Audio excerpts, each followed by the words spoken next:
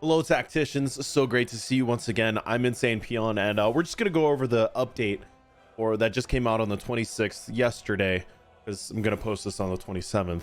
We're just gonna go look over some quick overview of what the patch notes says. We're gonna see if they look pretty good, they look pretty bad, and then there's also a nice little quality of life update, if you will, that was added in there that I don't think is on the patch notes.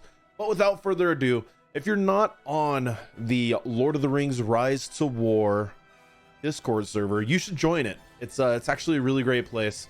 They post all of their like patch notes and everything like that. Everything that goes on. As you can see, we have a whole post right here. This was for announcements for everyone. You can see everything that's going on inside of the game, but we're gonna go over this as well, just so that, you know, we put our little 2 cents into it. So we have the Journey's Eve that just ended, right? We had a great time with Journey's Eve. Everything was amazing with it. Free items, free Matham coins, free gems, and 2 new commanders. One for the evil side, one for the good side. What is there to complain about that? Absolutely nothing, except for the fact that it's going away. Sad times, but it had to go, and it was well on its way. One thing that we are happy to see is that both of the commanders got added into the pool of commanders that you can now pull from. So if you look here in T2 invitation, you'll see Elro here is now added. Also, same with his gift pack. We go down, we'll see the strong rope that's solely just for him. And so they added it both to both evil and good. It's always a great thing to have. Now, you know, it's not just going to be that restricted role, but that's going to be the only thing you're going to get. And you're not restricted to one chest either. So everyone who did get it, congratulations. And can't wait to see him in action some more. All right, so now that they've been added into there, they also did some skill adjustments for both one evil commander and one good commander. I gotta be honest, I don't know much about either. I don't. But we're gonna go over them real quick. Karun, his golden visage, all enemies each round, 75% chance to deal minimum damage. That sounds pretty nice. That sounds like a great way to be able to counter some other things that, you know, maximum damage, because there are items out there that definitely do it. So I wonder how that would play out. It'd be great to see who would take priority over it. Shield training will now be replaced by phalanx. Melee units, their physical damage received is minus 14%. Oh, always great to see when someone's getting less damage received through some spells. It's obviously a sub ability. And Marshal of the East Mark will be replaced with a Master of the War Chariot. It's about time, because these War Chariots have been terrible and they need some lovin'. So the War Chariot, first damage dealt is increased by 60%. And that's damage dealt. So even if they avoid it on the first round, it's going to be the first time that is damage dealt. So great to have it. Great to see it. Great wording right there. Dragoon against large units, damage increased by 30%. I mean, there aren't really that many large units, in my opinion, unless you're on evil side. You know, because all the trolls, a lot of people are going to be rocking trolls, but on the good side, there's no like large units that are out there that are really easily accessible. Most of them are hired units, but none of them are a baseline, like, you know, conscript. It's all hiring. Got to pay that gold for them. Halberdiers against mounted units, damage received minus 30%. That's actually pretty great to see, because honestly, I gotta say, Tower of the Guard, and I know they've been a little underwhelming for fighting against any mounted units. And even with that 50% damage increase for their sub ability, I feel like it's lackluster. Like, you could put in a way better unit in there that's gonna survive or take more hits or be able to dish out some more damage than Tower of the Guard. But to be seen for the future. Master of the War Chariot is a combination of Absolute Leader and Tribal Men. Absolute Leader is all allies, physical damage dealt 10% for each allied men unit type present. So if you got 3 different types of allied men, evil men, it's kind of confusing, right? It's okay.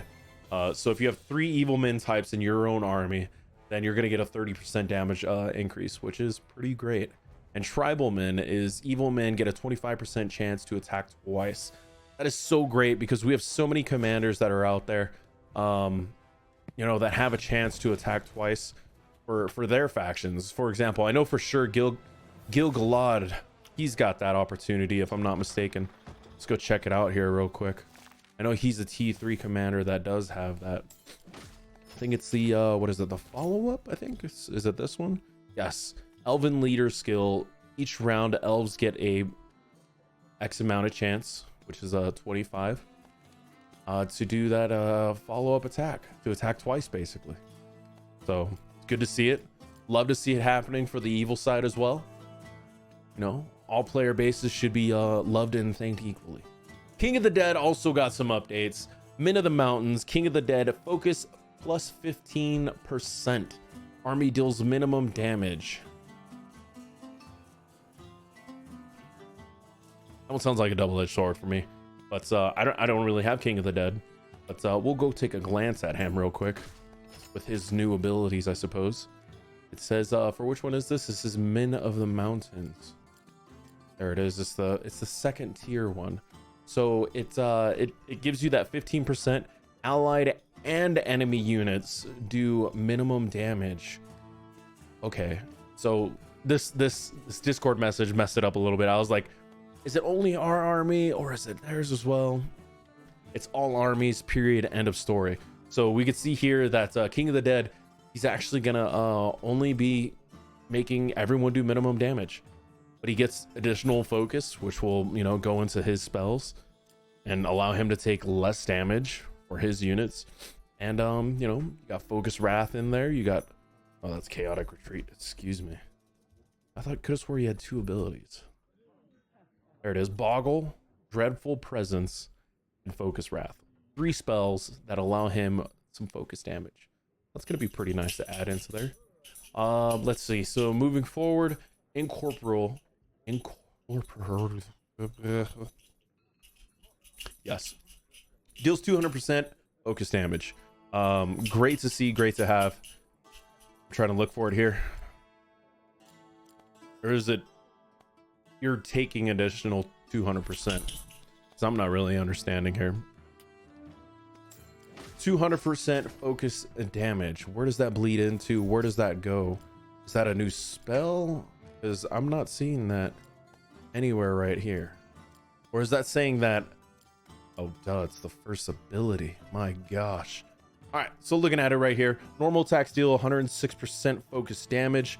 They're making him a little bit more of a you know, caster. It seems like he's got that 200% focus damage, so he actually has 4 offensive ability spells.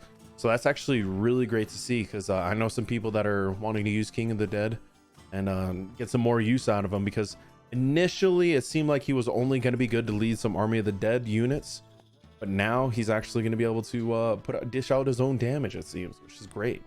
Army of the Dead, each round, 1 allied undead recovers HP twice. Effect modified by focus stat. And that's going to bleed into that 15% increase that's there. And then unaffected by HP recovery debuffs. Because, you know, they don't recover HP anyway. So, you know, what's the big deal? And of course, all allied undead units still get that stun immunity. Let's look at it right here real quick. Recovers 2.5% HP twice. That's going to be great. Great. As long as you actually have access to them.